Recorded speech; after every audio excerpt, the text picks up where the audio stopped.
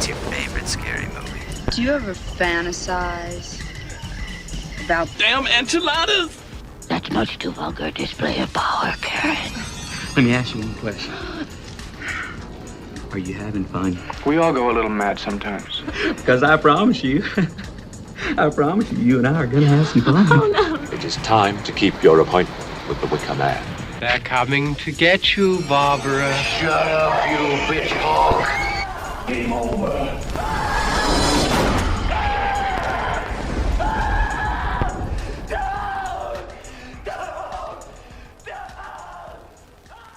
I'm really happy the first episode went well. Yeah. You know, Nightmare Radio, Nightmare Sisters, both Nightmare in the title, kind of 80 minutes or less, but near enough there. And we reviewed both. We did. We put them up against each other with fisticuffs and whatnot, and we came out of it with a winner. Both decided on the winner, very happy with that. Mm-hmm. And we were like, let's move on.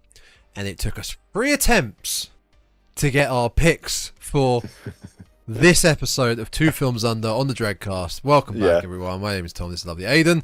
Hello. And this is back to our brand new series called Two Films Under, where we pick random criteria for the audio listeners. I am holding up the coffin, the raven-sized coffin. It's still a raven-sized coffin. Because it is technically would fit a raven, I think. Maybe a small raven. Random criteria in here. Bits of paper in here that we pick it out. It's like a horror tombola. We pick 2 of them out, and we try to find 2 films that fit the criteria, and we'll put them up against each other, like I just said, with the Nightmare Radio and Nightmare Sisters. Mm-hmm. And it took us 3 attempts to get today's episode's picks. Yeah. And the 3rd attempt, oh, how naive we were. And I still feel like how naive we were. This one didn't go so well, did it, really? Because there aren't... I mean, well, no, there are a lot. So it was Clowns, and it was between the years 1990 and 1995. Released, yes. Yeah. Released. Now, shout out to filmmakers. What's the deal with not wanting any clown media around that 5-year period? That 5-year period. What's the deal with that? There are 4 films. 4 films, arguably. If you can call them that. Well, 2 of them. Yeah. One of which is going to be briefly discussed today. Briefly. Yeah. This may as well be a 1 film review. Yeah. I mean, 2 of them are like college projects, high school movie club. It's 4 mates with a camcorder, sort of, messing about. It feels generous to call them films. The other one, the other one that we're going to talk about is the best of the bunch by default, I think, is fair to say. Near Enough doesn't exist anywhere. No. Near Enough. You can get it on DVD quite easily. Where? Search for it. I thought Amazon was sold out. Hang on, let me go. It's on Zavi. Is it really? I didn't check Zavi. Yeah. It's on Zavi because I am buying it. What? Are you really? The second film we're discussing, the one your pick. Oh, sorry, I thought you meant. About. No. No. The first film we'll be talking about. No. I'm talking about the first film we're talking about, and one of the other ones are barely. Our second film. Movies. Our second film, and spoiler for today's episode, folks, the winner of this episode of Two Films Under was a sleeper hit for us. Yeah, so absolute sleeper hit. And a bit of a cult classic according to the internet. Like, there's a lot of people have loved. Fair enough. And I am adding it to my collection. Spoiler, yes, because it was great. So we've been very vague for the last 3 minutes. Okay, so this is the second episode of Two Films Under. It was a bit of a shit show trying to pick. What did we get first? The first pick, it was I've got it impossible. written down. It was the one we ended up getting, like, the only films we could get were, like, Nazi exploitation. Yeah, it was camp. It was camp in the title. How was it? And the second one was 70 to 75. It was years, yeah, and Yeah. the only things available were Nazi exploitation films, which I think I said at the time. I'm not against watching, but I think we would have just basically had two of The same film. the same film. Yeah, I don't think there'd have been enough. It was maybe a stretch to call them horror as well, but I don't think there'd have been enough variety to really do an interesting contrast. There's very little meat on it. Yeah. The second, what was the issue with the second one? We did it. Was it we just did it. no films? I can't remember what the second one was. Oh, we did it on the beginning of an episode. Yeah, and I we did. chopped it up and put it on the TikTok. By the way, that's _Dreadcast. Same as the Instagram and Twitter, _Dreadcast. Just slipping it in there. Nice. Just slipping it in there early before they leave because they don't stay for Weasel. most of the episode. Well, they're not going to look at the social media. They're not. They Oh really. no, not at all. No. What was it? It was. I can't remember. 1-star review, and we kept camp in the title. That's it. Yeah. It turns out everywhere online, 3 stars is the minimum. There's always going to be some people that like, unless you're watching something like The Day It Comes to Amazon or whatever. There's always going to be enough people to give. I mean, what was the? I was looking for 1-star films generally. Anyway, there was something called Night of the Flatulent Zombies, which was like 3 stars. Fantastic. It was like, Fantastic. I mean, it's on my watch list. I'll be checking it out course at it some is. point. But even I'm sure when we conceived this idea, and just generally when I've been looking for films, like finding the exact film that sort of spawned this series, which was those bargain basement rip-off bottom of the barrel films It were seemed like it seemed like they'd be it did. Alas, it was not. Camp in the Title 1-star review was a no-go. It is technically plentiful for us. It's this that needs changing. Yes, it's the which we will be changing for. I think we got a week until we record our next episode, or whenever we record the next episode. Mm-hmm. For June's 2 films under pick, which will be coming out at the end of June / beginning of July, because I'm normally late to posting. We will have new criteria. We would have picked before them, and hopefully we'll be able to pick bangers. Yes. So. Oh, the 4th clown film, by the way, is a crime documentary on John Wayne Gacy. Not documentary, sorry, a series, right? Crime biopic,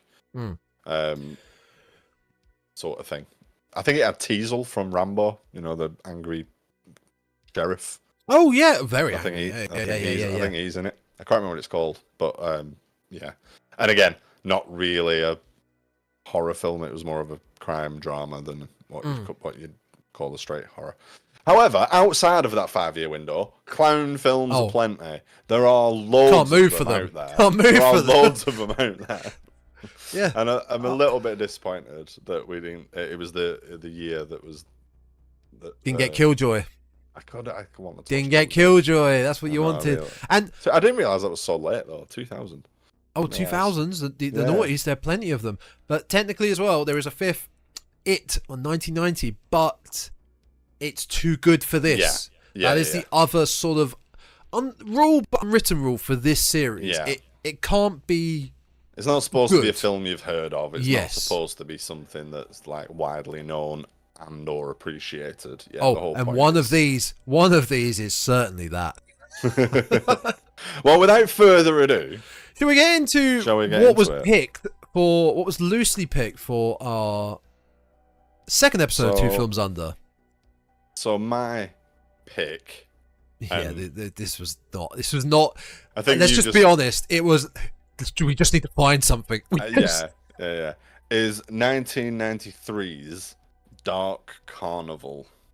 Set your clocks, folks, because this ain't gonna go on for that long. Which was my choice purely by it was the lesser of 2 evils that was left. I think. How did we watch this? YouTube. More specific. The bottom left-hand corner of a YouTube video. Yes, one of those YouTube channels. that puts a load of weird gifs and stuff, and then just has like the full movie. Watch here, and it's like right in the little corner of the screen, and then there's a whole bunch of other stuff going on. And the audio was heavily messed with. Yes, because everybody had really squeaky voices. I thought there were like 5 Steve Buscemi's in this film.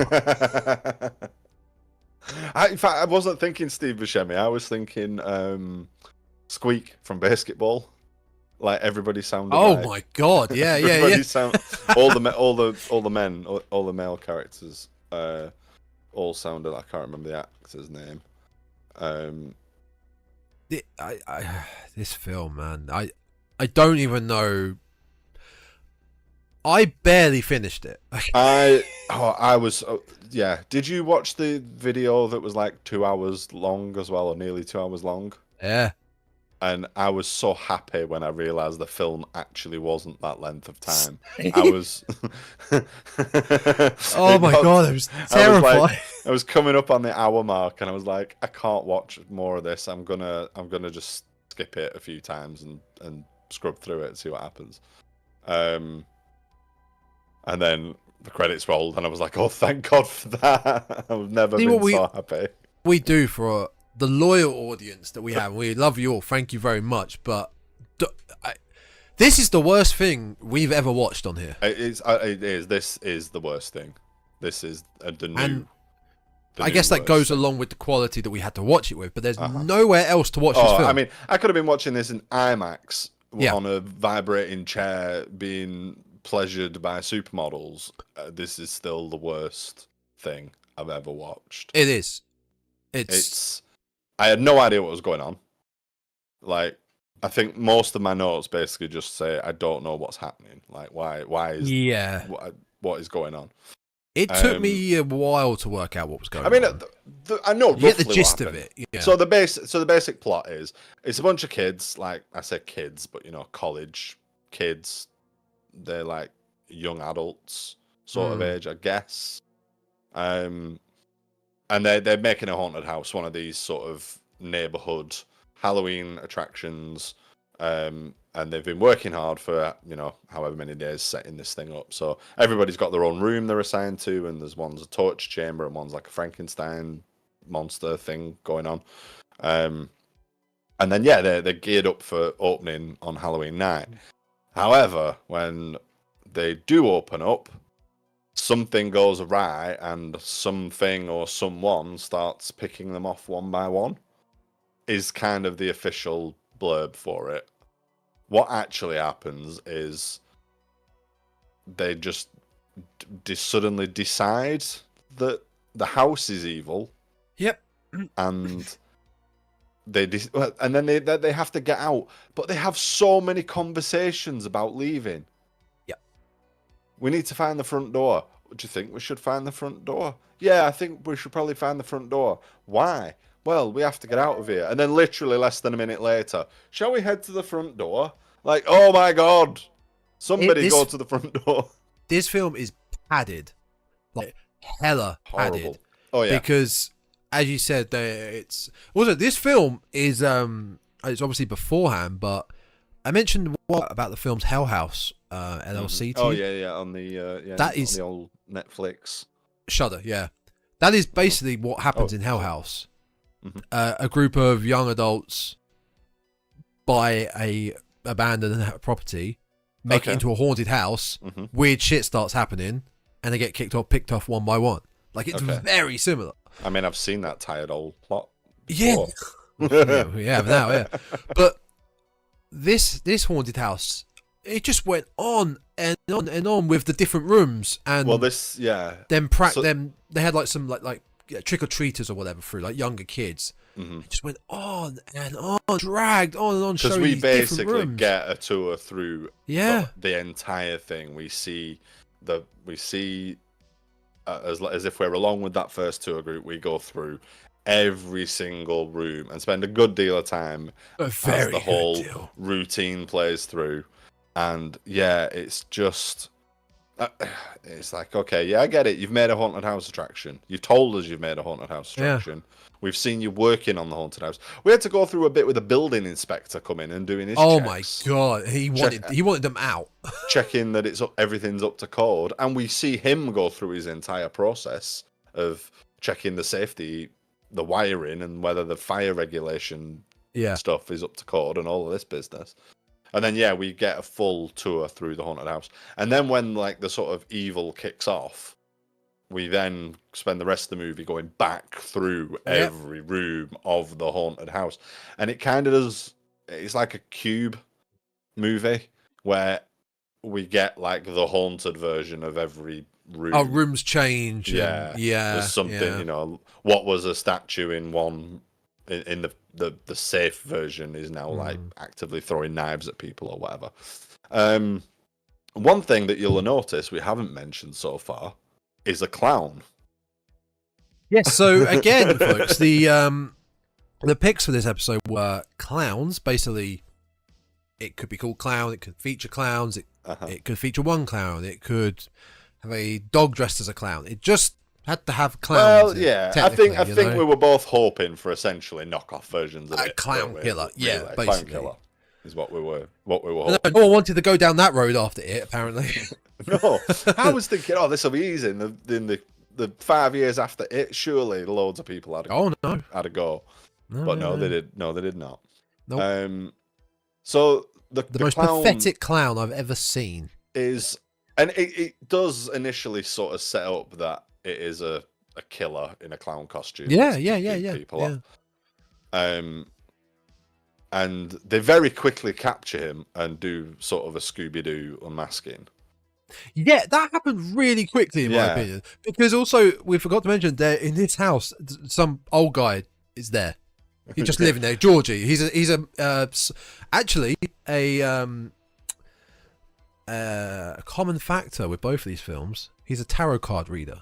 Which we do find in our second film. We get a much better use of tarot we do. cards than the other one. So he's just there in the house. He's called Georgie, and we just suddenly find out he's friends with the killer, or he knows him. He knows him. He's called the killer. Is he called Chester? Oh, I don't know. He's called, when they unmask him, because they unmask him and basically have this Chester moment. And I've got 4 notes left. I don't know. Where does he come from? Yeah, I don't know where.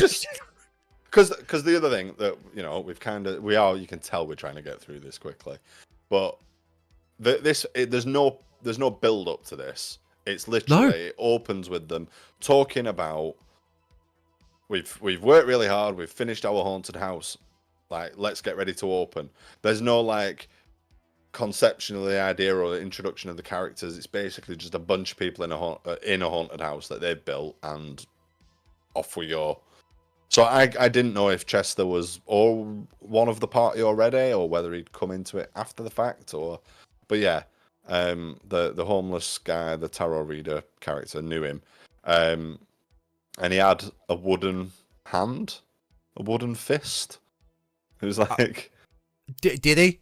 I don't know. Well, again, in just a very throwaway comment. So basically, the reason he's been seemingly bumping people off is he's been trying to sort of knock them unconscious and get them out of the house, because he knows that the house itself is evil. He knows about the house. And he knows this because he escaped from a similar situation. Now, there's nothing about where there's evil in this place, or where this happened previously. But basically, he got out and managed to.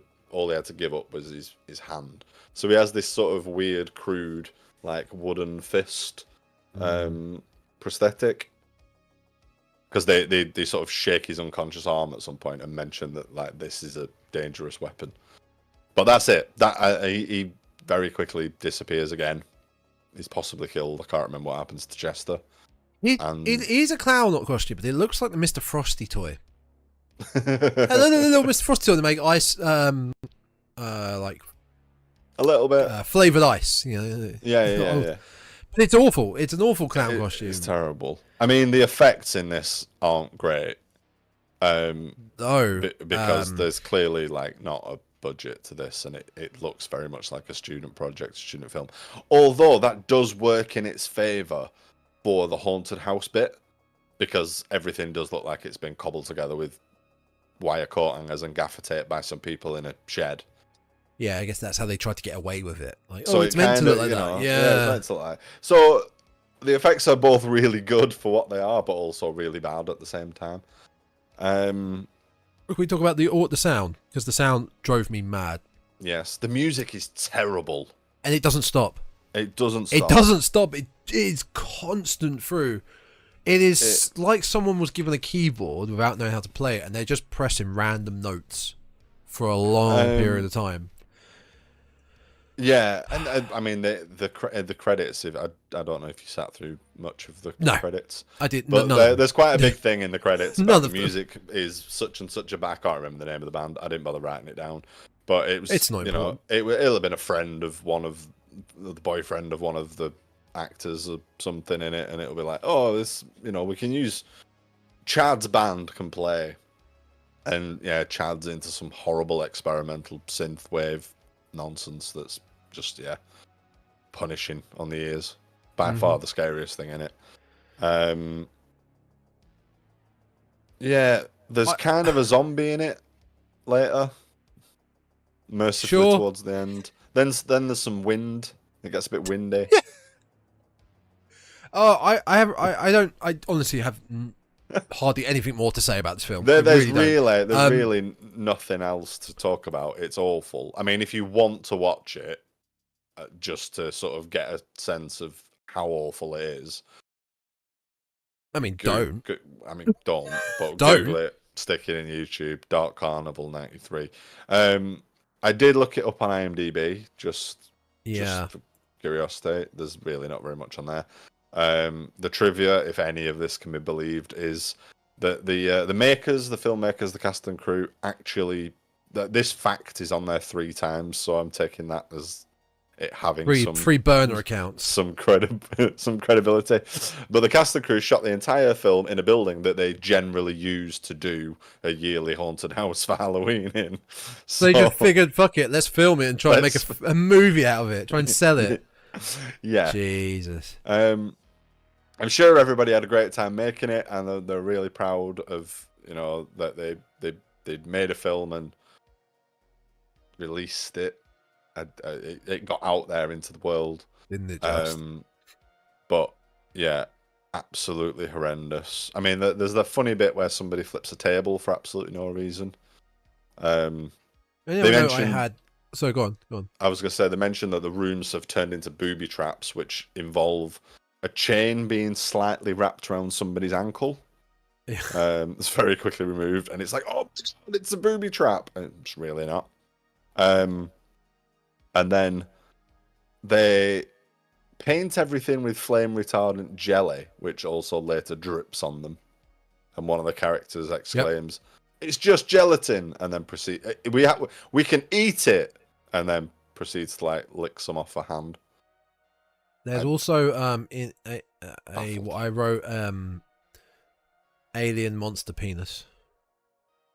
There is an alien monster penis, yeah. It's supposed to be like a horrible, I guess, parasite birthing scene. So yes, because there's a room. One of these rooms is like a hospital table, legs up on the stirrups, and it's sort of a birthing scene, giving birth to a monster. Yes, because tentacle. When they're performing in the performance. When they're performing that, we see earlier on, blood is just squirting out everywhere, and I use that term loosely. Everywhere, and then we'll come back later, and there's suddenly this monster penis. This film is not a film. It sucks. It's really not. But we needed something to pad out second film. We needed a second film. Yeah. Everyone, shut up. This came out between 1990 and 1995, and it has a clown in it.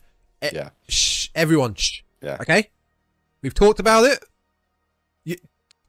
I have nothing else to say about this film. I don't. I mean, the other film, there's a bit of a Scooby-Doo Velma moment with a character losing her glasses in this. which is going to tie into the next. You're film telling we're me it talking ties about. into the next film. No, I'm kind of done with this one. I just Right. do just want to give a little no. mention to the other one that we couldn't find, Evil Night, which Was is that not the college made one you said? oh, sorry, yeah, we did find, but looked even worse than this, yeah, because it starts with a skate video, Yeah. at the beginning, yeah. The you like plot of- CKY? Go watch that. the plot of that one is somebody taking revenge, a bullied kid taking revenge on people by murdering them dressed as a clown, I think. Which Brilliant. probably would have fit the brief a little bit better, but I mean, that just sounds like Terror Train. it looked even more horrendous than this. So yeah, 1993's Dark Carnival, awful, don't bother.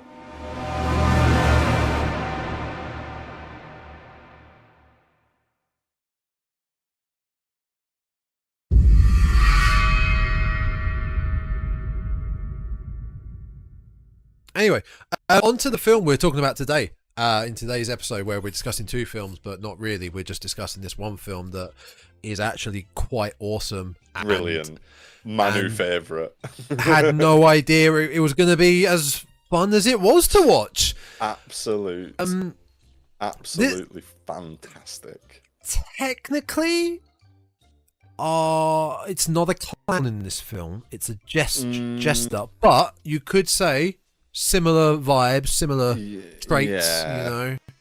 I think I enjoyed it a lot more. Acts like a clown. film- It's called Funny Man. Funny Man. Funny Man. Funny Man from 1994. Go on, tell us about Funny Man then. I'll be honest. As much as I love this film, I struggle with the plot a bit because Yeah. so it turns out to be a comedy film. Didn't realize that. No. It's a British comedy film, but it's a real British comedy film. I felt like the jokes are very. Oh yeah. If you're British, if you're English, I feel like you'll understand it and get the humor more than American. It's very dry British. humor at times. It's also very 90s Yes. humor. I can't wait. It kind of feels like the comic strip, a cross between the comic strip presents. Do you remember those with like Rick Mail and Ed Edmondson and Dawn French, Jennifer Saunders? They did like the Enid Blyton Five Go Camping spoof. Yeah, I think I do know what you mean. And Yeah. there's a bunch of different things they do. Some of them are really, really good and worth checking out if you're not familiar with the comic strip presents shows. It feels like a cross between that and like a live action Viz cartoon or comic. Yeah. Because think of like the Viz humor. So like, boob jokes and stuff like that. Very over the top and very silly. And it's like a good mashup between the two. It's also heavily dated. Specifically with one part at the end, specifically dated. A character design choice. You know what I'm talking about? I think I know what you're talking about.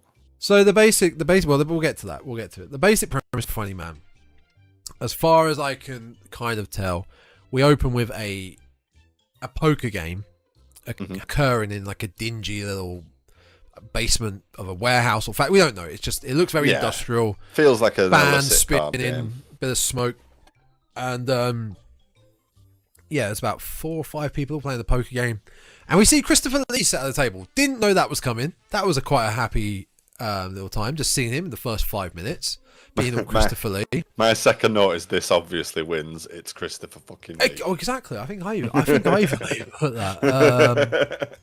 Christopher fucking Lee. That's what I put. So for the second week in a row, we've got Yeah! Christopher Lee movie. I called our main guy Scottish Tim Roth.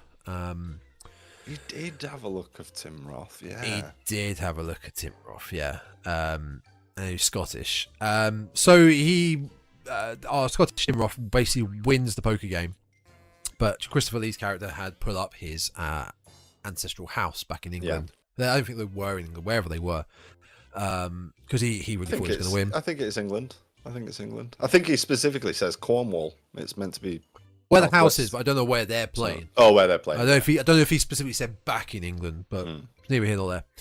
Our main character, Scottish Tim Roth, Max, wins the game of poker by using a Joker card in his hand. I didn't know that was doable. Wow, I didn't know that was possible. Jokers are wild. Yeah, you can have wild cards in some forms of. And what is a Joker? It's a jester, which comes into play, let's say, in about 10 minutes' time throughout the whole film.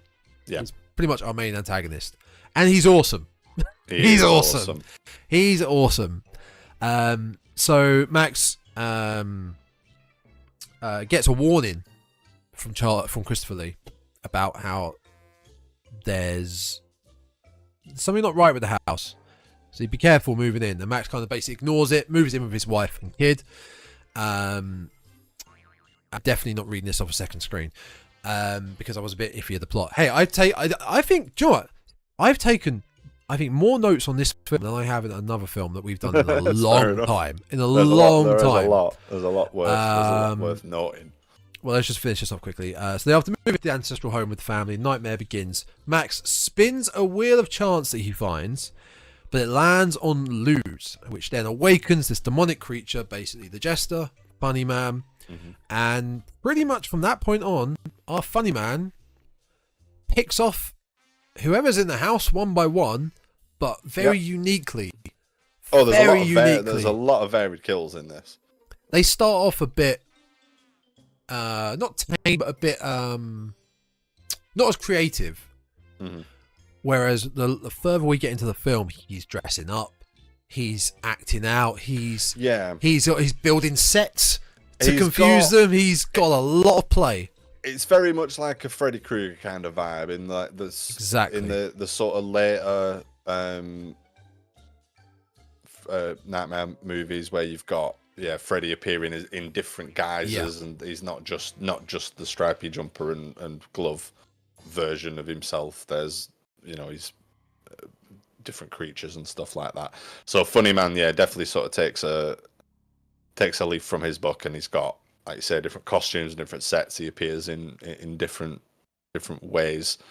It's not super important really, but Max, the winner of the card game, whose house it is set up pretty quickly as that he's a bit of a prick. He's a music producer and definitely like selfish a-hole basically.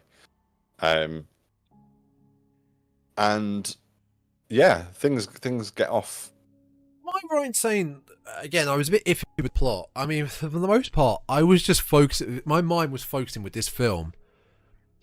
What's the Funny Man going to do to this character next? What's he going to do to the plot? Felt very, very thin. So Max, like I said, music producer, and then we eventually cut to his brother, I believe. Drive into the property.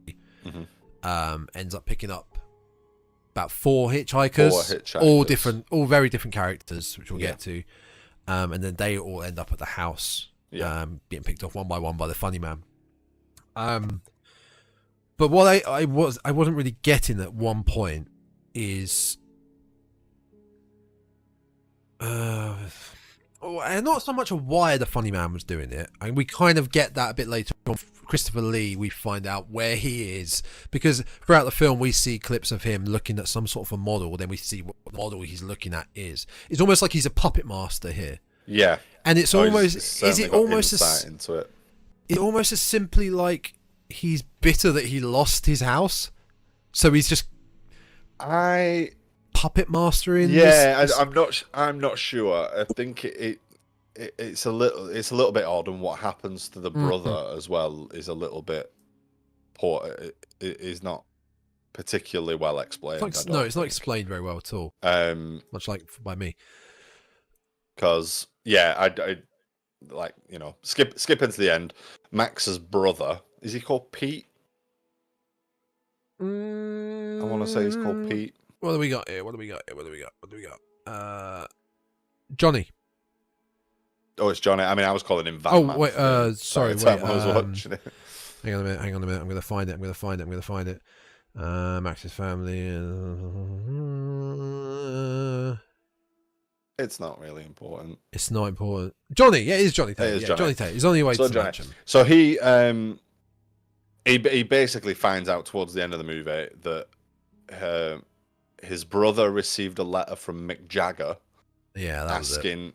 Asking him if Johnny would want to come and play guitar for the Stones, and he could have been a successful guitarist, rock star. And the funny man sort of engineers it that he'll die but be remembered as this fantastic rock star and sort of rework history somehow. It's very vague and almost a throwaway line at the end. Yeah, and Christopher Lee's involvement, like you say, does look a lot like he's orchestrating it or engineering it. Yeah, it does. But I feel like I mean, it's difficult to say because, again, spoiler for the end. It's revealed that he's in an asylum, a sanitarium, or whatever. And the model that we see him kind of looking at is it's a house of it's cards, a house made of playing cards. It's a house of cards based on the mansion. But there's no explanation as to how he got there after losing the house in the poker game. I felt like it was like a passing on a cursed object sort of a deal. Because he does warn them. He warns them. But there's no explanation as to how he then ends up in the sanitarium. No, after all this, I don't need an in-depth story. No. No, but that's after watching it. To begin with, you kind of you do. Yeah, you're like, what is going on here? And then once you finish it, you're like, I don't care. This was fun. I don't care. It's a fun, in a nutshell, it is. It's a fun, silly movie with lots of over-the-top gore, ridiculous gags. Apparently, it was set out to make a more serious horror film with the funny man being a more serious, frightening character. But Tim James, the man that was playing the funny man, was quite funny and got really into character, and there was lots of there's actually a making of video on this movie on I YouTube haven't got around to that yet, but I do want to watch that. I get the distinct impression that they spent a lot of time making this movie on drugs or drunk. Like they were partying hard while making this movie. That goes back to, I think, what you said. This is very much of the 90s, early 90s, because the characters, for us, being British, I think the geezer guy, I don't know how you describe him, the guy who's just a lad. I think his character is called the Hard Man. He's so spot on. He's a double denim wearing guy, mustache, chain, lager swilling misogynist. I mean, in one of his first appearances when he's picked up as one of the hitchhikers, he's reading a copy of Knave magazine, which is an adult art pamphlet, we'll say. Very good. That's a good description of him. Yeah. He's reading it for the articles. That's from Viz. Is it really? That's from the Profanosaurus. He was really familiar, and I was trying to look up where else I'd seen him. But yeah, his character Chris Walker, he's plays the Hard Man. We'll get onto the rest of the hitchhikers in a minute because they are a fun bunch. He felt like someone I don't know. I may have seen at a pub somewhere. Yeah, I mean, it just felt very authentic for such little work. He was. I mean, he's done a lot of TV. He was in The Bill. Yeah, I could believe it. Oh, everyone was in The Bill. Come on. He did some Coronation Street. He was in 35 episodes of Coronation Street, probably around the time when I was at home and watching Coronation Street with my mum. So I've probably seen him from that. Hey, speaking of which, Gail Platt's finishing up. Exactly. Hold on a second, folks. Just get our Coronation Street news out of the way. We just need to go into the Coronation Street podcast. Yeah, no, very I used quickly. to, as a young kid, you know, you'd have to sit and eat dinner with your parents, and they would watch Corrie and EastEnders and Emmerdale. Yeah, no, Gail read today. She's finishing up. Oh, well. Shadow got innings. Infamous. She had. Remember the was it Richard Hillman? Yeah, that was great. That was a good story. That was a good story. Seriously, get on old school Coronation Street. Get on old 90s and the Bill. The Bill was fantastic. 90s Corrie and the Bill. I know. I'm obsessed with Tosh Lines. I love. He was the best character in the Bill. See, I remember when Dave got ambushed by the thugs and got nearly beaten to death. Mickey was good. Oh. Anyway, back to do another podcast with old man in TV. So many. Yeah. We should, So, the hard man character is a lot of fun. What was I saying? Yeah, I don't really know how this. I feel like it's the sort of passing on a cursed object kind of a deal. Yeah. So the funny man is released, and it gets to work and wipes out the family pretty much straight away. The wife, Max's wife. Yeah. That was crazy that they just went. They got wiped out really quick. Oh yeah, Max's wife, his teenage daughter, and young son. The young son's the first one to go. Like he's gone. He immediately. I was expecting that to be okay. They're going to be killed, but then they could be brought back later if they kill the funny man. Being you know, captured or taken no, off that kid is. He's dead. He's dead. gone. In fact, the kids die first. I think both kids die first before the mother. Possibly, yeah. Like as soon as the funny man is summoned into the house, the kid is wandering around the house just aimlessly, and the funny man is. Say the kid is walking around a column, the funny man is on the other side following him, and just grabs him, and you don't see the kid killed. You just see him grab, and he's dragging him along. Right? We see him dragged away. Yeah. The wife, the daughter's electrocuted, and the wife that was great. Is beaten to death with a sort of comedy cartoon. Like think of a Fred Flintstone club, like that stereotypical club shaped wood, and he just batters her to death. No, they're even better than that. We're talking. So the wife and daughter, right? The wife's Steph. She walks into a room of this mansion. There's drapes everywhere, decorators, cloths everywhere, like covering all these statues and whatnot. She's walking in, and the camera is let's say about 10 foot up, looking down on her, and he's slowly walking in behind, and walks up beside her, and then he says, "Do you come here often?" and bear in mind, our funny man here we're talking about is picture Warwick Davis leprechaun, big disgusting looking face, pointy chin, pointy eyebrow, pointy nose. goblin-esque. It's a good mask. It's great. It looks very good. And she just looks at him like, but talks like Bernard Manning.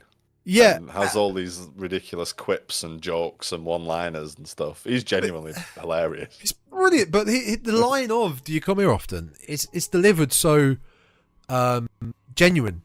Yeah. That's so authentic. Like, "Do you come here often?" And he looks at her like, "What? What's the problem?" Yeah. Well, she is terrified. She is terrified. She's also smoking a joint at the time. So I think she has this sort of like looking at the joint, looking at him like, is this a hallucination sort of thing? Because drugs feature quite heavily in this first segment of the film. Max is basically locked in his office, listening to demo tapes and doing boatloads of cocaine. That's basically him working. As far as Max, I do want to talk about him at some point about his storyline in this, because that really confused me, but we'll get to that. They're like knocked off really quickly. I think that whole room actually with the wife is one of the funny man's setups, because it's got these statues, and one of the statues has a sign on it that just says "big tits." Did you notice that? Yeah, I did. So I think there's one labelled as Mona Lisa, and then there's one that just says big tits on it, and it's like a bust of like Mozart or something like that. It's not like a voluptuous statue or anything. The room repeats, right? As she's running away, she runs back into it, And is it also not referred to as the Love Gallery? Something like that. Yeah. I could have sworn it was. I think it is. Yeah, it is something like that. This is also where we get the fourth wall breaking. Yes, which is so he breaks the fourth wall like way before Deadpool did it. We had the funny man. Yeah, he does a lot of quips to camera. I can't remember what he says, but it's after he's clubbed her head in. He says something like, it's something about being with some twins and not knowing. I don't know what. No, what's the old thing? I may not know art, but I know what I like. And it's basically a crude joke in reference to like getting off with twins. Yeah. And that is the funny man's level for the film. He's sort of making these very like Roy Chubby Brown, Bernard Manning, like 90s stand-up bawdy working men's club comedian type jokes. It's very there's one of them later on that's a bit it's very dated jokes. The funny man would get cancelled in today's climate, put it that way. Just a bit, yeah. So just to skip sort of back or forward to the van full of hitchhikers. So it's this is happening while the family are being killed. Yeah. So this scenario. Cuts between the two. So we have Johnny, as we said, Max's brother. He's driving this van. It's crudely painted on the side that he does like removals. And he stops to pick up. Well, there are 4 hitchhikers. One is very much Velma from Scooby-Doo. Like, whoa, she's called Thelma. She's called Thelma. Her character is called Thelma. What is her surname actually? Thelma Fudd is the full character's name. Played by Rona Cameron. I did recognise her. Yeah, Rona Cameron. She's a Scottish comedian. I think she's primarily a stand-up comedian, although she's done a bunch of TV stuff. It's probably been as well at some point. Yeah, she won the Fringe Comedy Award back in like the early 90s and stuff. But yeah, she's done a bunch of TV stuff and she's a stand-up. She's a bird watcher in this, right? She's a bit of a nerd, bit of a geek. She's Thelma. She is an American. She's playing an American. She has a horrendous American accent in it. But also down to the orange turtleneck. But yeah, orange turtleneck, bob haircut, glasses. Yeah, there's no mistake, Now, it's intentional. All these hitchhikers and the van that are supposed to be the Mystery Inc., the Scooby-Doo. It's supposed to be the Scooby gang without Scooby. Oh, easily. No, it is deliberately. That's 100%. I didn't realise it was. Yeah, okay, that makes sense because I did think that 100. Like this is what I was saying earlier. They set out to make a serious horror film. Yeah. But once Tim James got into costume and started like being the funny man, and my final note sums it up. Watch the making of video. Was meant to be serious, but kind of degenerated during the filming. They were all on drugs, so they basically just did a lot of partying and were very sort of silly bunch of people. And yeah, it degenerated into this silly horror film. But yeah, those characters are 100%. They're supposed to be the Scooby-Doo characters, but it's only really Thelma that looks like one of them. There's another guy who's, I guess, supposed to be the Shaggy character. He's a bit of a hippie. This guy's probably the worst actor in the whole film. Yeah, he's I can't horrendously remember the bad. name of the character. He's not. He doesn't do very much apart from just be a bit weird. Yeah, he's a puppeteer. He has a Punch and Judy show. Oh, is that Again, that? a Oh, very that's how he dated. dies. Yeah, Yeah.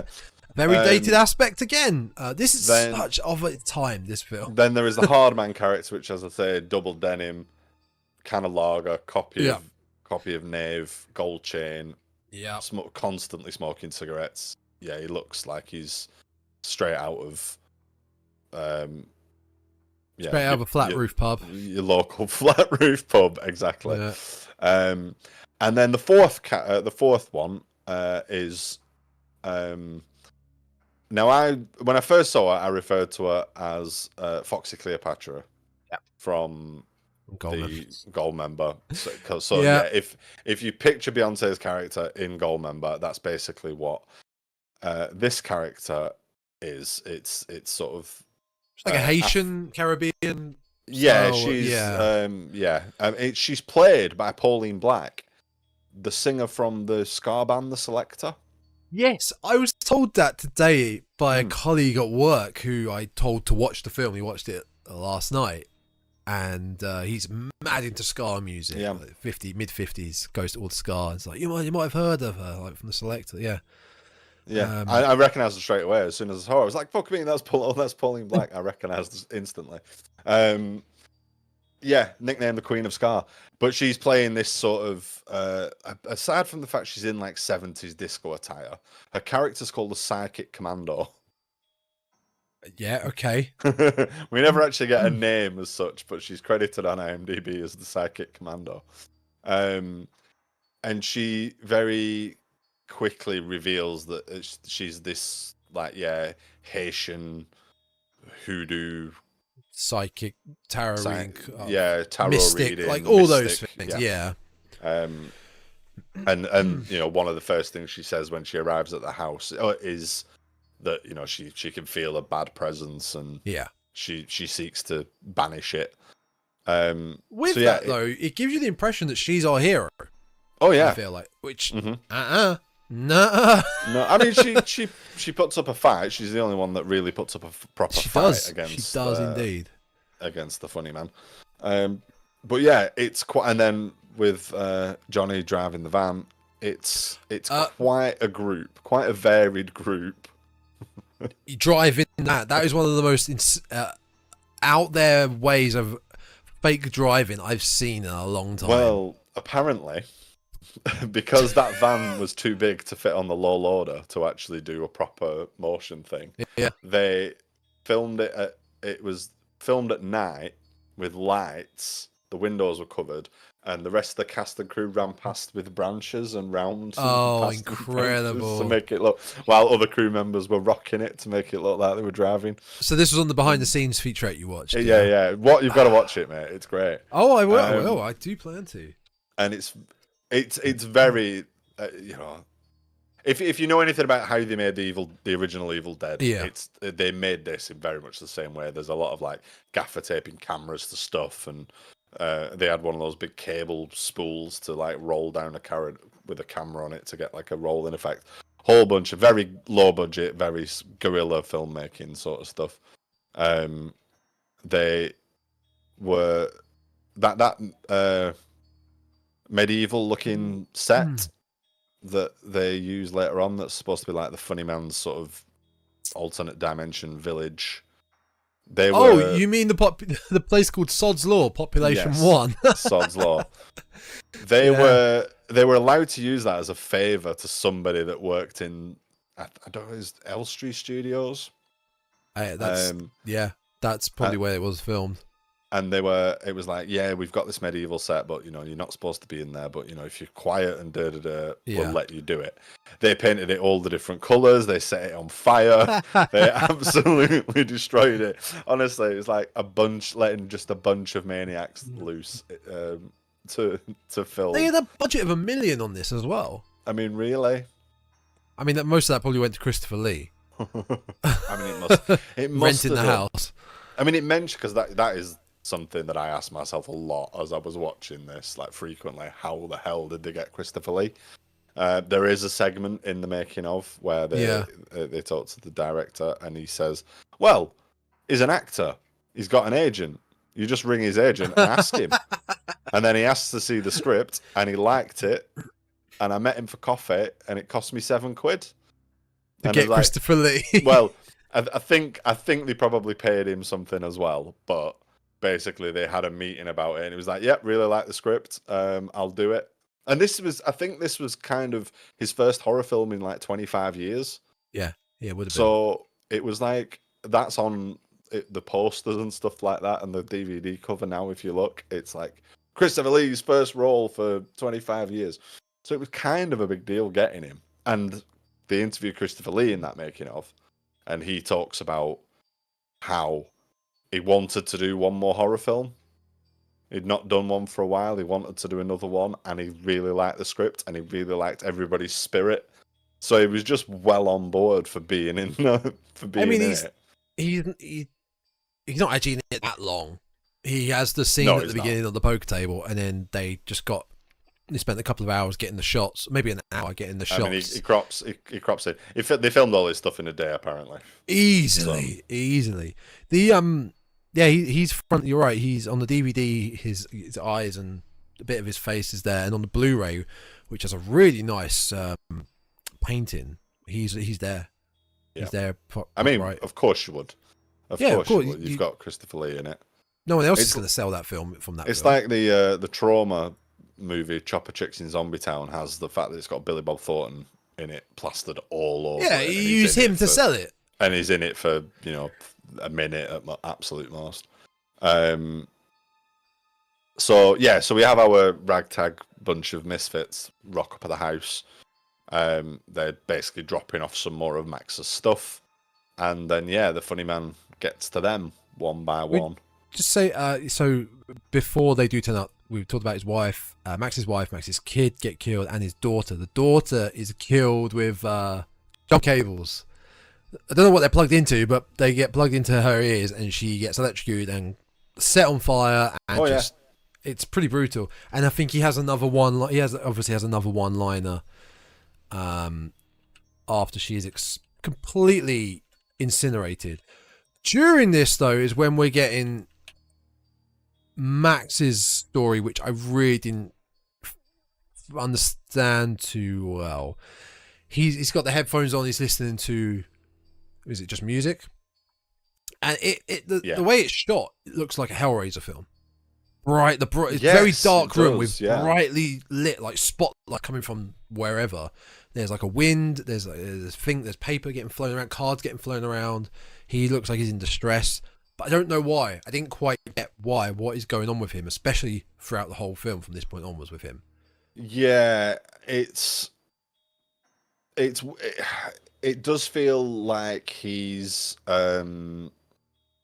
because he's shown doing cocaine with his wife and then doing a lot of cocaine in the office. I think it's probably fair to assume that the funny man has given him some sort of evil cocaine, even more evil cocaine. Cursed cocaine. The cocaine is cursed.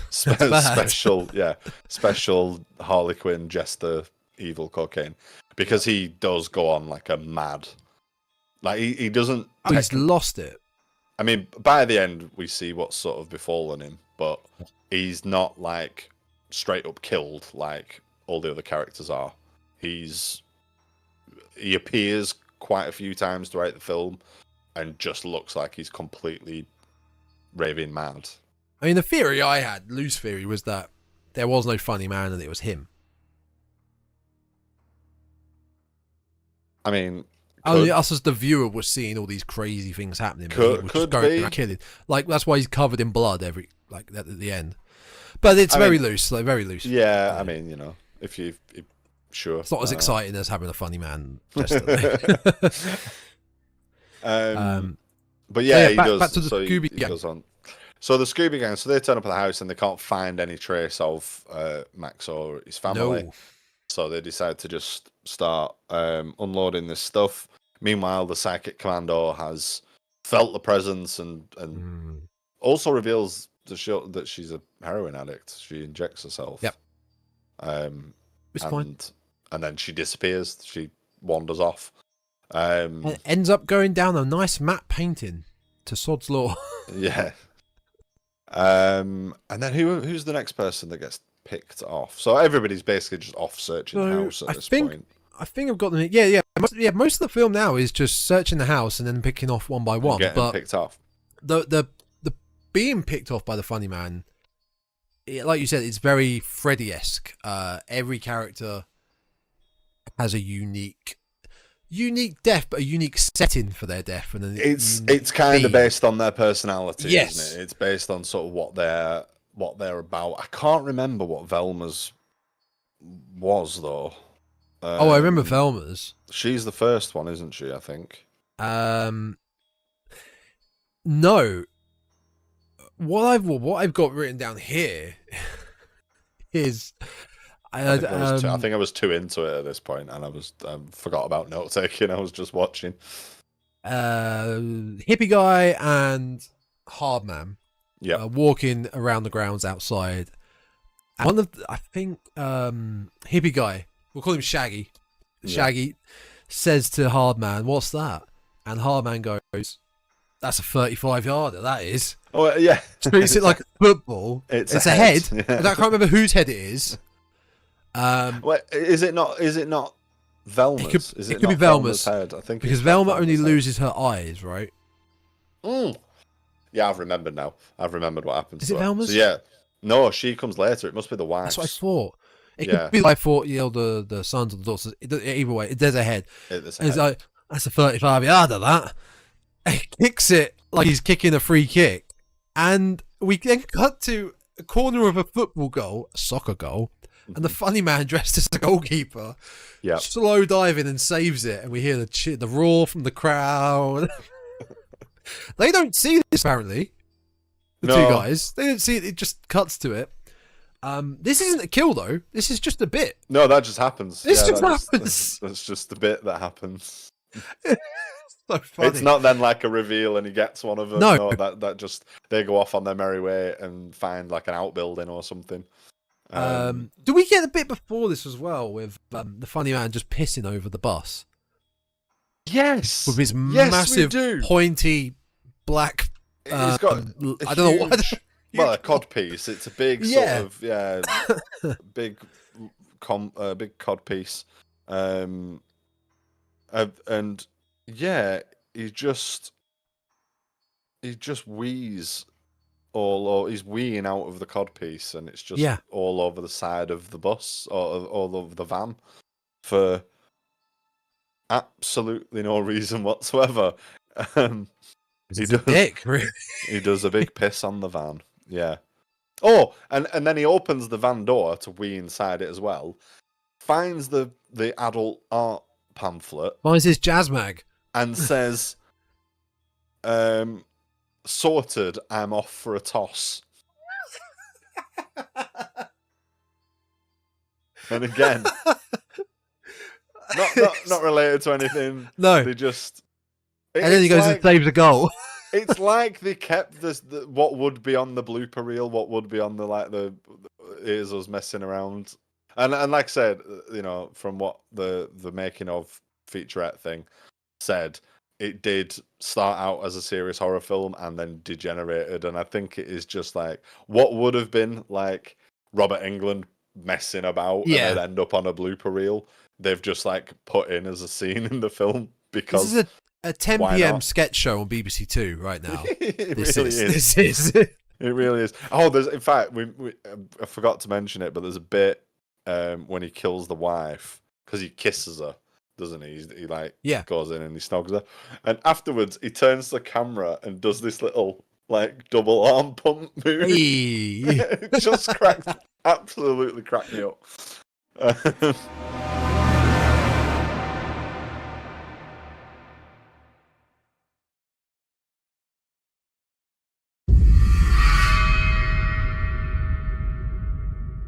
So he does a big wee on the van. After the free kick is when we get Velma's death, which ruled. Like, because this is where we really started getting. I mean, we got the club to the face with blood splatter. But you didn't see it. We got the electrocution catching fire, but this is where we really got. I feel like practical effects. Yeah, she's so she goes off following the sound of a duck, doesn't she? She can does, hear a 'cause duck. she's a what they are called twitters, right? Twitchers. Ornithologists, like twitchers. They love birds. Yeah. Yeah. So she's keeps hearing a duck call and goes off to find this elusive duck. Ends up in the kitchen. She lose her glasses. No, I don't think she does lose her glasses. She opens a cooking pot and there's a rubber chicken in it. Yeah. She then hears a noise. She hears a duck call behind her, so turns around, sees Max ride through on a trolley, like half naked, and the funny man pops up behind her and shoots her in the back of her head with a gun. And her entire brain with eyes goes attached flying. comes flying out. And then, sort of bounces off the wall and into another pot. Because yeah, why not? Why not? That probably was one of the bigger budget moments, and bigger practical effects in it. And yeah, that's how Velma dies. After that, we have the Punch and Judy show, don't we? So we get to that. After Velma dies, Club Sexy appears out of nowhere. Club Sexy, as our duo are walking around, just still looking for Max and the family, and just hunting, looking around the grounds. They split up. So Shaggy goes into, I guess, what looks like a basement. He says it's too dark, asks to borrow the hard nuts lighter, and he won't give it to him, so he goes in anyway. Yeah, which is a weird exchange, because he's like, can I borrow your lighter, because mine's... And then he just does a weird thing with his hands and doesn't finish the sentence and gets told to piss off. Doesn't elaborate on it. It's a very weird exchange. Yeah, he goes down into I think he says the service tunnels, and all the lights go out. And meanwhile, it's a little bit like that bit in Beetlejuice when he notices there's a strip club. Yeah, I'll just agree with you there. But with a primary school play budget. So it's a little cardboard shed with Club Sexy written on it. But just again, another amazing part. He walks into it, walks through the glittery tassels, and the funny man's just there in a suit, like, "You alright, mate? Yep, all good." And they just have a normal exchange with each other, like a normal British exchange. Because, and I don't mean that in a horrible way to anyone that's not British. I just mean culture-wise, say American, the way they exchange and talk to each other is not how, let's say, Americans would. This is very British. They say, they basically say hello, all right. You all right? All right, mate. You all right? The hard nut looks at the camera like, this guy, eh? All right, yeah. And yeah, they just, you're right. They just go, evening. All right, evening, yeah. All right, evening. And basically, it's psychedelic wig night. Yeah. So the wigs have effects. So he gets him to try on a bunch of different wigs that play music, and he goes along with this, and I think he goes for the rage wig, which is like some weird kind of bird one, budget prodigy, sort of electronic music. He charges him. Is it 40 quid? Oh, I don't know. In this scene, Hardman he's in Club Sexy and he gets charged a lot of money. So it's like 40 quid for him to get through the door. So he pays that and he goes in. Then he finds Funny Man dressed as a voluptuous bartender, bartender, who charges him. It's like £20 for a lager. Yeah, because he adds all this up at the end, doesn't he? Yeah. And it's a really silly joke. He says, "Oh, can I have a drink?" He's like, "Yeah, I'll have a lager." And then she says, "Would you like?" I say, "She." It's the funny man in drag, basically, Drag, with some yeah. comedically big boobs. You're telling me. And she says, "Would you like a complimentary lager?" And he says, "Yes, that'd be very nice." She hands it over and then says, "That'll be 10 quid." Yeah. And he's like, "I thought you said it was complimentary." And that's the name of the lager, sir. And then it's like £5 for a seat. Yeah. Everything costs money. Everything costs money. It's like £5 for a seat. It's like, well, I'm standing up. It's like, no standing. Seater patrons only, sir. It's like the Ryanair of bars. Everything extra costs you money. Yeah, it does. It costs them all this money. While he's in, oh, sorry, go on. Well, no. I was going to say while he's in Club Sexy is. Oh god, so I've got it running here, and she's just turned up. The barmaid's just insane. We then go back to Shaggy in the basement, looking for.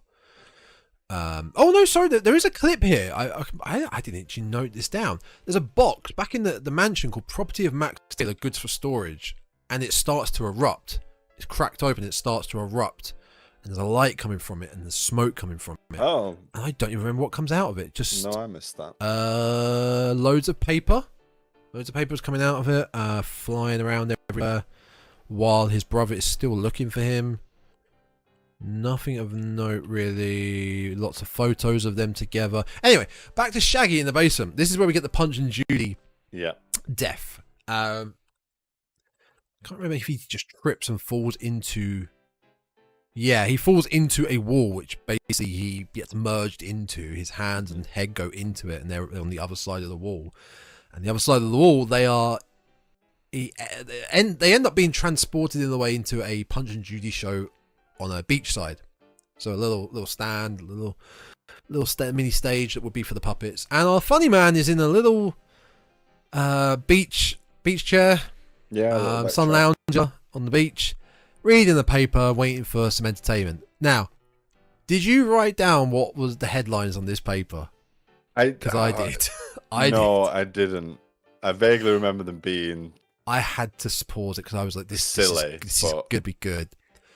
So this is... I mean, English papers are trash for the most part, 99% of them. This is a rip of like The Sun, basically, the worst one. So the headlines on this were... Well, it's Shavers Weekly. That's the name of it. One headline was Gaza, as in Paul Gascoigne, probably. Yeah, okay. Gaza, day my willy fell out in front of 500 fans. I mean, did it happen? Could quite easily be a genuine news story. And the other side, was just simply Emma Thompson, very good at acting. Like, why? It's so random. I mean, it's true. She's a pretty good actress, but again, this is why the whole thing feels like they would just. It'll have been an in-joke. It'll have been something somebody will have said while they were partying one night, and they were, we'll put that in. Quite a lot of those little, and it is very funny.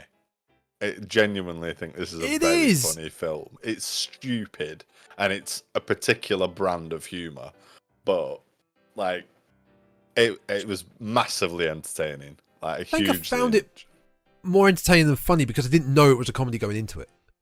I had no idea it was a comedy or loose comedy, you know. Yeah. I mean, I was looking while I was watching it, I was scamming IMDb or whatever, just trying to find out a little bit more about it or any sort of interesting facts. Or again, there's another one watched on YouTube, and the comments. So many people in the comments that are like, underrated movie. Yeah, gem, cult hit. Nobody knows about this, but seriously, watch it. Lots and lots of people love this movie. I'd never heard of it at all. I had no idea this even existed. It's a fully competent film to sit down and watch. Mm-hmm. I mean, granted, like we said about the story here and there is a bit hard to understand at times, but easy to watch. Really, it's definitely the kind of movie that I would have watched with my mate. Yeah. As a teenager, that we would have like got weirdly obsessed about and would have watched on repeat. Have some drinks. Yeah, 100%.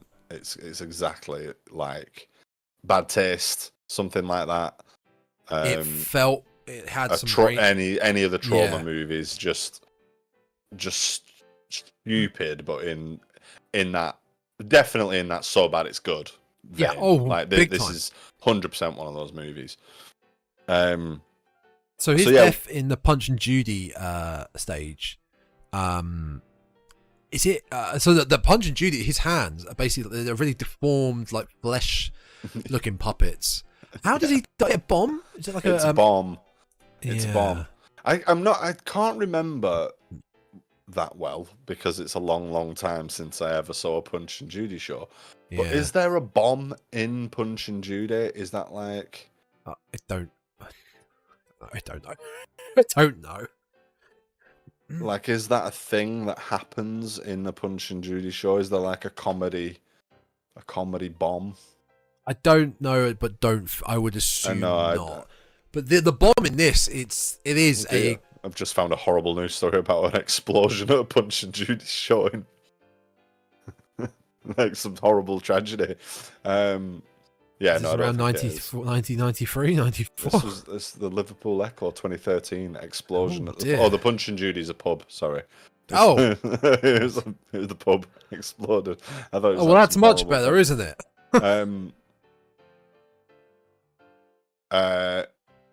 Yeah. The bomb itself in this is very comical. Is the thing. It's a round black sphere with the word bomb and a light. Your Tom and Jerry cartoon. Yeah. Explodes on his head, blows up. Quite an explosion. Blows up his head and his hands. Comes out of the wall the other side with half a head and blood splitting everywhere, and that is that's the end of Shaggy. That's the end of Shaggy. And his funny man has a line back on the beach. I'll tell you what, you can't. Oh wait, hang on. I'm trying to read the captions, and they've not got it done very well. I'm not even going to even try to. You can't beat family entertainment. No, you can't. Not something like that. Yeah. So at this point, we go back to Club Sexy. Hardman basically is, sort of had his drink or whatever, and he gets the come on from bar lady funny man. Is this the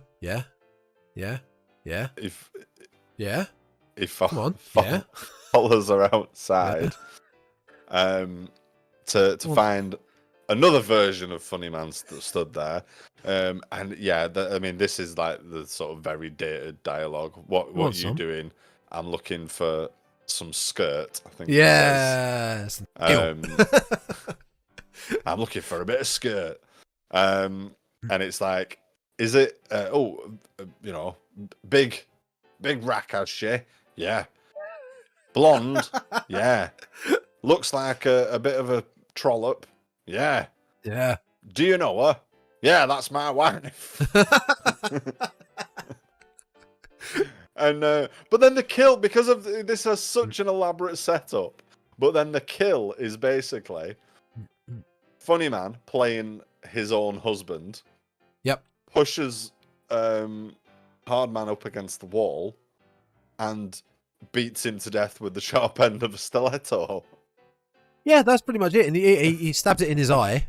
He makes a pun about not getting the point, and then I'll show you the point. And basically, stabs him in the eye with a stiletto. He'll shoot, and it's horrific. It's the funniest bit though is in between him exposing his wife and the kill is when they're like circling, like yeah. You want some? Yeah.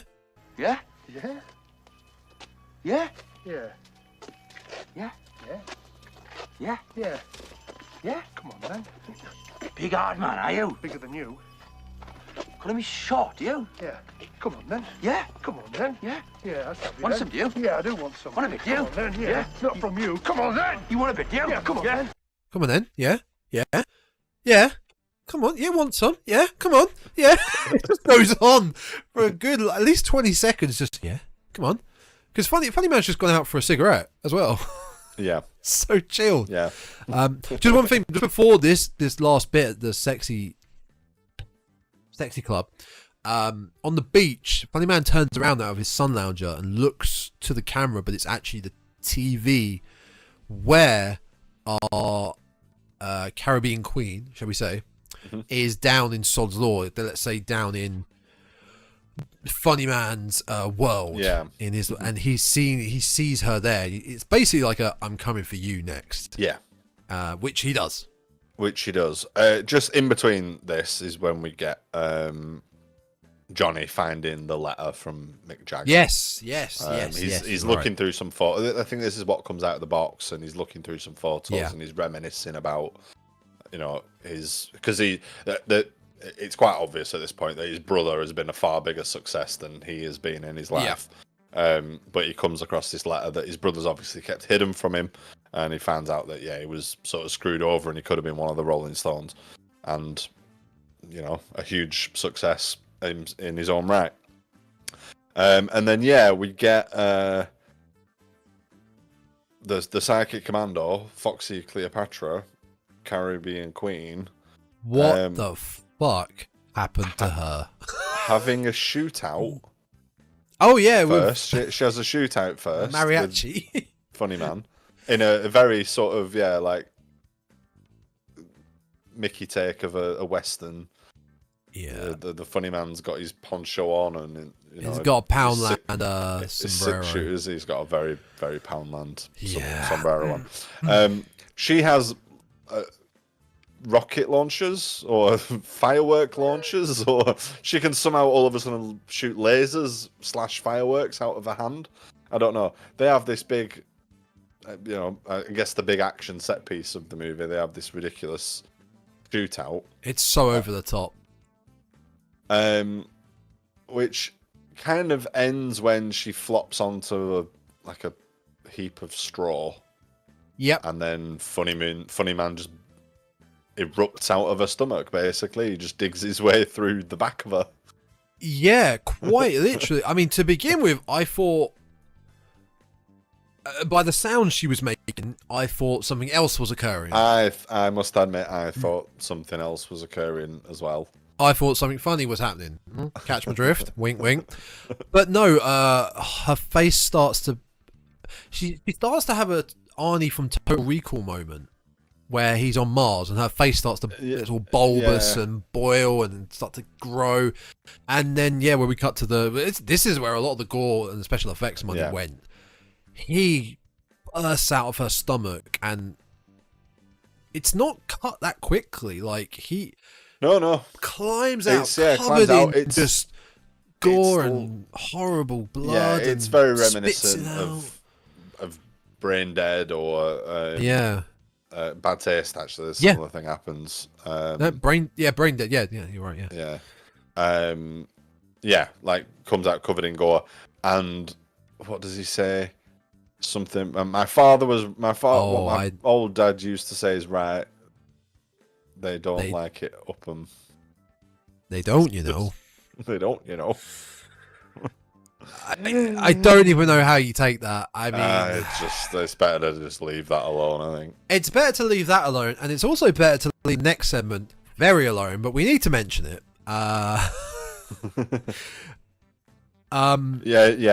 This would be yeah. So. The most dated thing. After the revelation that Johnny could have been one of the Rolling Stones, Funny Man comes to him with an offer. Essentially, he says, "If you come with me, and you will be a rock star. You will be the world." Pure imagination. And it's basically this is where I kind of got lost exactly what was happening, but essentially it's like, go through there, and you will be a rock star. You will be the legend that you're born to be. Yeah. And you think like, well, it's clearly going to be killed. It's not. He's the last one left. He's only the only one left. Yeah, surely that's not going to happen. But we get this sort of weird dream sequence. He He's playing guitar. He's got like a gold, lots of gold suit. He's playing guitar, and as if he's on stage to playing to thousands of people.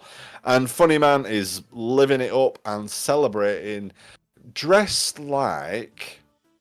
Explain. How is he dressed like? Because I'm glad you've taken the reins on this. Rhymes with Limmy Gravel. Disgraced former entertainer. Yes. The big in the 70s and 80s and buried in concrete. Thankfully. The camera, when we get that revealed, the camera starts at like, I would say his waist or below. It slowly goes up to reveal the face, and that whole time the camera was panning, I was, no. Is it? It's not gonna be. No, it can't. It's not no. gonna be. No, of course it is, because it's 94. Of course it is. He was fine here. He was absolutely loved still, kind of. Certainly none of the revelations had come out at that point. No, and yes, Funny Man is dressed head to toe as this former, very much thankfully dead, disgraced piece of shit. That person, yes. Which kind of leads to, I was thinking before we even saw this, the stage that Johnny's on, it's kind of like Top of the Pops-esque. It's very cheesy looking, and then suddenly we get that. Which, like, if you weren't sure we were referring to, that should. Oh yeah, because you really hit it well, didn't you, with your name there? That should give it away. Johnny becomes a star, literally. Yeah, well, now we get a sort of, like it's like a retcon, and it's Steve Wright actually is radio. Radio. Is Steve Wright still with us? No, he passed away not long ago. He did pass away not that long ago. Yeah. Very famed radio DJ in England. Yeah. So we get it was earlier this year, February this year. Yeah. So we get the sound of Steve Wright doing his radio show, and he says, in memory of this beloved rock star that sadly died in a car accident, we're going to play one of his greatest hits, and this song plays, and it's basically Johnny was ultimately the rock star that he should have been or whatever. We see that there's a statue of somebody. I think the statue is supposed to be him, but it's not a very good likeness. Oh, it's awful.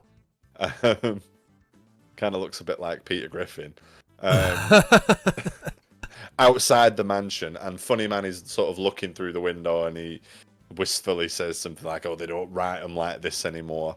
No.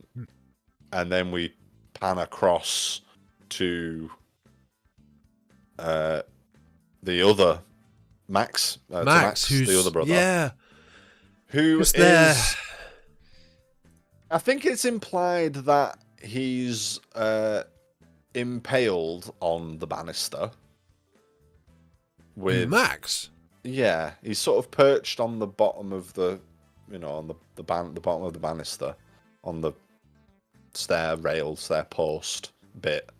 I got the impression that there was a certain part of that post within a certain part of his anatomy.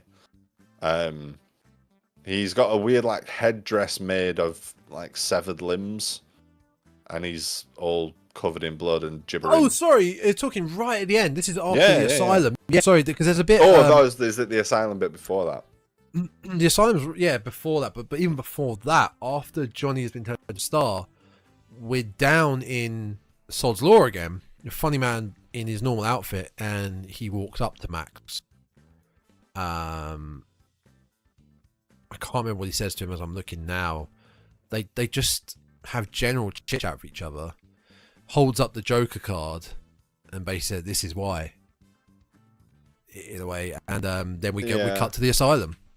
We cut straight to the asylum, where there's a clip right at the asylum where a guy is being carried in by two. Carried in. And that made me think, is that Max? But we never see that guy again. We just cut to a nurse walk into Christopher Lee's room where this is where we find out he's in the asylum. He's in there. I think it's just supposed to be that's the guy being carried in. I think he's supposed to just be a little extra flavour. Yes. That this is an asylum. This is not that it's necessary, but no. But yeah, that's where we get the reveal. Christopher Lee's in the asylum. That's where he's been. Where we see where the film always cuts to him, and he's been. Has he been orchestrating this? Has he been seeing everything play out? He's got his house of cards. We don't know. We don't really need to know. Yeah, it's difficult it is what it is. to tell. It is what it is. And then we get this. Then we get this sort of ending shot with Max sort of impaled on the stair rod, with a looking essentially like a Jester character, but his hat is severed limbs. And he's bleeding and blood and cut and stuff to look like a Harlequin, and in sort of a gruesome pastiche of a Jester figure, I guess, is what you call very Hellraiser Event Horizon looking. And that is it. That's funny, man. That is funny, man. And I loved it. Genuinely loved it. I thought it was great, and I am going to get myself a copy of it for my collection. I agree, and I think it's going on my list to eventually get. I think with this film, as hard as this episode was to come together, we kind of just went with Funny Man because we both found it. It was like, well, we might as well go with it. We can't find anything else. Yeah. It over-delivered for what we wanted for this series. It did. And so it made up for it. I just want to give a shout out to the director, whose name is Simon Sprackling. Brilliant name. And I Brilliant. just had a look. I wanted to have a look at what his other projects he'd been involved in. Yeah. So, as well as this, he has made, or he directed an interview with Linda Hayden, who is the actress that plays Angel in Blood on Satan's Claw, which is another great horror film, another favourite of mine. He also directed a similar interview with actress Judy Geeson, who was I've just seen that now. in Seminoid. Yeah. He also directed another film or documentary or whatever about the making of Blood on Satan's Claw. He also, very recently, 2022, directed a film called Poison Arrows. I'm looking at it now. Have you had a look at... Read me the plot summary of Poison Arrows, because I need to watch this film next. Firstly, it looks like Bobby George is in it, so I might be involved with this. IMDb summary for Poison Arrows. After serving 15 years for the murder of his protege and teammate Perry the Poison Arrow Peters, that's great alliteration there, former darts player Rocky Goldfingers is coming out of jail determined to prove his innocence. Now, Rocky Goldfingers. Now you're telling me that you don't want to watch that after? Yeah, kind of do. I mean, it's not horror, but it's comedy. Yeah. I'm not saying we're going to do it for the podcast, but it's an 8.1 out of 10. I'm gonna find that, because it's if he did Funny Man and that's his other thing, like I'm Rocky Goldfingers, Simon Sprackling's new biggest fan. I'm telling you. So yeah, Funny Man, what a movie! As if. Oh, Ralph Little's in Poison Arrows. Ralph Little's in it as well. With Bobby George, there he is. Wow. So yeah. So Funny it's Man. A ride. It's a ride. It's definitely. I don't think I can recommend this highly enough. I think I will definitely be putting my mate onto this, and yeah. Like, seeing it is believing it. Checking out the making of is also worth doing. It should come up as a recommended video if you watch this. This series was not meant to come across as films we'd recommend to you. That's for whatever we no. maybe pick for our other episodes of the show. Yeah. This was meant to be just a spotlight 2 films that we can find, and we'll see which one actually. Yeah. But no, this is a full-on And recommendation. they were supposed to be trash, and it was supposed to be we're watching them so you don't have to. Yeah. Well, there's one Well, you don't have to ever watch. Well, yeah, and that other one, Dark Carnival or whatever it was. I mean, I prefer the ICP version of Dark Carnival, but that is definitely staying firmly within the like we've taken a bullet for you there. You don't need to watch it, but 100% find Funny Man.